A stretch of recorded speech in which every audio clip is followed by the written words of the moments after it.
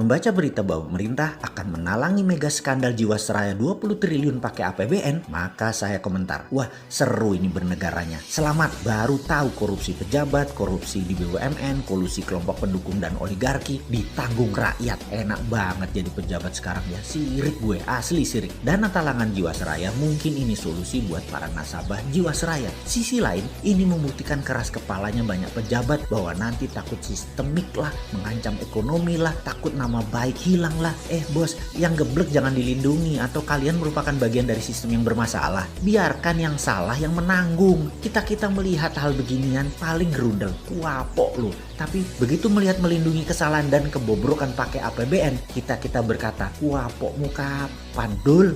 Makanya bernegara jangan berbisnis. Semua itu hanya sarana buat bancaan, bagi-bagi porsi. Lah enak yang dapat, terus yang hilang filenya di kejaksaan. Ya enak juga, wis cocok wis iki. Surga banget deh kesannya para kriminal di negara ini ya. Ini negara para berdebah emangnya. Ya nggak begitulah ngurus negara. Old mind dan old system harus diubah. Itu fundamental berpikir. Cara lama yang sudah puluhan tahun tidak mau diubah. Itu yang membuat kalian punya banyak uang di luar negeri kan ya. Karena itu nggak bakal kalian mau berubah. Lah enak, ngapain berubah? Oke lah, banyak yang sudah diubah saat ini di Indonesia. Kita akui ada pembangunan bagus, iya, tapi belum menunjukkan hasil positif. Kita belum jadi negara pemenang. Kita masih pakai GBHN negara lain. Kita masih kejepit di gambar map buatan orang lain atau negara lain. Kita tidak punya nation interest yang berdaulat. Paling hanya proyek negara dan anggaran yang dibicarakan.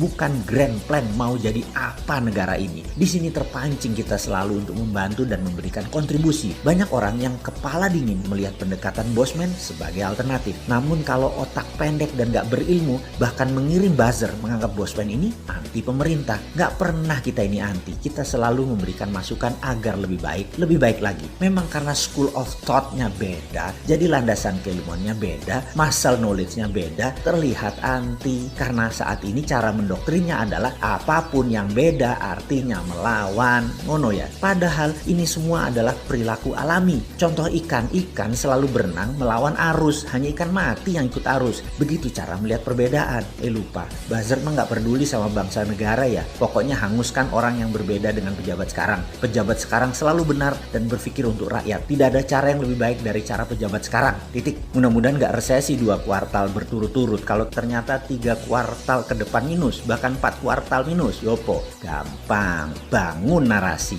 Narasi pejabat tidak pernah salah. Yang salah orang yang beda pendapat. Aman kalau gitu. Sudah punya narasi-narasi doktrin ya. Para buzzer kan ada mastermind-nya. Ya alhamdulillah aman kalau kayak gitu. Silahkan. Kalau udah punya narasinya lanjutkan. Selamat kalian aman di atas sana. Aman. Kebetulan rakyat sekarang memang cuma butuh narasi kok. Silahkan lanjutkan bos. Kalau kita bagaimana? Ya kalau kita mah terus membangun karsa dan mengingatkan bersuara versi kita membela NKRI. Gak didengeri, syukur. Dipakai alhamdulillah. Ini semua untuk Indonesia menang. Kita kembali mengingatkan sejarah. Sejarah yang mengingatkan bahwa Nusantara ditakdirkan jadi global player sejak lahir. Sekarang sayang, kita belum melihat rencana ke depan kita sebagai global player. Masih tarkam, masih antar kampung. Globalnya masih nyender sama superpower. Sayang banget deh. Sekali lagi, sangat disayangkan pengelolaan negara, pejabat negara, dan politikus melihat negara Indonesia tanpa wawasan sejarah. Tanpa paham kekuatan geoekonomi, yaitu kekuatan geografi untuk keuntungan ekonomi. Tidak memainkan geopolitik, yaitu kekuatan geografi untuk keunggulan politik bernegara. Dan pastinya tidak punya geostrategi. Memanfaatkan kekuatan geografi untuk faktor penekan bernegara. Intinya saat ini bagaimana membagi-bagi APBN doang otaknya. Membuat peraturan yang sedikit menguntungkan rakyat. Rakyat hanyalah sapi yang diperes-peres susunya tapi nggak dikawin-kawin. Nikahnya pejabat itu setelah menjadi pejabat bukan dengan rakyat tapi dengan oligarki, dengan kelompoknya dan dengan politikus penguasa Senayan. Ngono ya?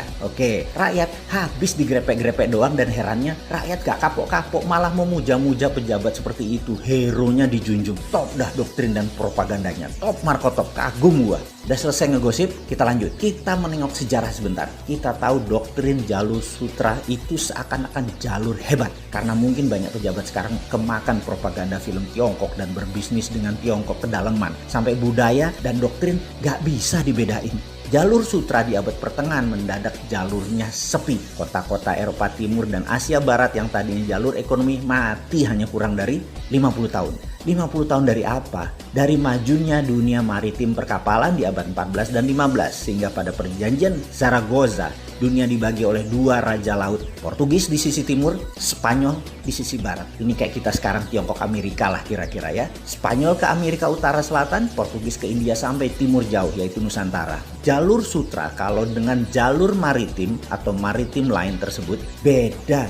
Jalur maritim lebih powerful. Jalur sutra musnah tinggal debu sekarang. Jalur maritim yang melewati Indonesia bahkan tidak berubah sejak zaman awal dunia maritim tahun 1511. Awal puncak penjelajahan mencari dunia baru, mencari sumber bahan baku baru. Dulu rempah adalah isi dari jalur maritim yang kemudian hari disebut jalur rempah atau spice route. Adalah jalan menuju kemakmuran. Rempah Nusantara telah membawa bangsa Inggris, Belanda, Portugal ke zaman keemasan mereka. Negara Eropa makmur berkelimpahan karena rempah Nusantara. Jadi sedari awal Nusantara memang ditakdirkan menjadi global player dan menjadi pembawa kemakmuran dunia. Ketika komoditas rempah menjadi industri, kebutuhannya rupanya bisa dipenuhi oleh daerah lain di awal abad 20-an. Maka terjadi pergeseran besar di mana bukan yang di permukaan tanah yang menjadi sasaran sekarang, namun yang berada di dalam tanah, yaitu mineral bumi. Perlu diingatkan, di dalam perdagangan rempah dikatakan wilayah Maluku,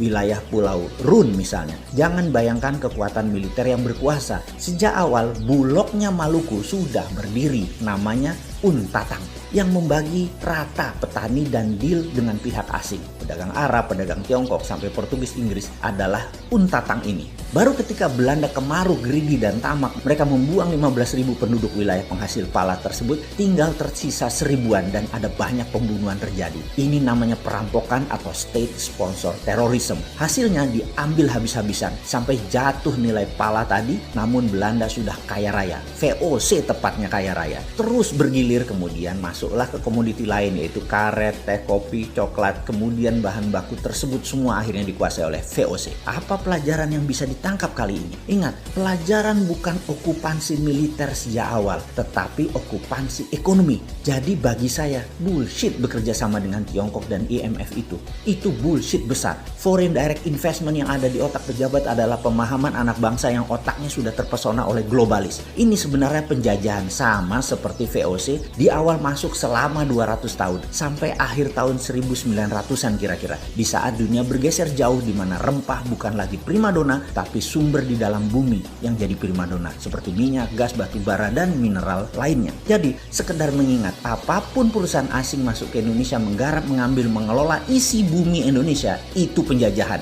Ide ini maka saya tekankan, kalau mandat di tangan generasi muda di tahun 2024, tidak ada perusahaan tambang di Indonesia milik asing. Setidaknya 50% adalah lokal, di mana proses hilirisasi setelah tambang tadi, mineral tadi, hilirisasinya 100% lokal. Cukup sudah dibodohi oleh asing selama 300 tahun diambil rempah dan apapun yang dihasilkan oleh alam Indonesia. Namun begitu bahan baku alam di Indonesia disentuh asing dan didiamkan, artinya dua. Satu, geblek tidak paham nasionalisme. Yang kedua adalah memang kaki tangan asing.